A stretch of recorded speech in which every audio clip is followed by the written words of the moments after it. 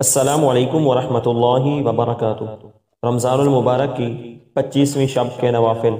جو شخص شب قدر میں 2 رکعت نماز پڑھے، ہر رکعت میں سورۃ الفاتحہ 7 بار، سورۃ الاخلاص 7 بار، نماز کے ختم ہونے کے بعد استغفر اللہ الذی لا الہ الا هو الحی القیوم واتوب الیہ 70 مرتبہ پڑھے تو اپنے مصلی سے نہ اٹھے گا کہ اللہ تعالیٰ اس کے اور اس کے والدین کے گناہوں کی مغفرت فرما دے گا، اور فرشتوں کو حکم ہوگا اس کے لیے جنت میں میموں کے درخت لگاتے رہیں، محل تعمیر کرتے رہیں، نہریں بناتے رہیں۔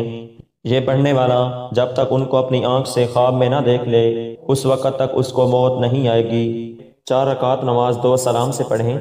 ہر رکعت میں سورۃ الفاتحہ کے بعد سورہ قدر 3 مرتبہ پڑھیں، سورۃ الاخلاص 3 مرتبہ، سلام کے بعد 70 دفعہ استغفار پڑھیں۔ یہ نماز بخشش کے لیے بہت افضل ہے۔ 25ویں شب کو 2 رکعت نماز پڑھیں۔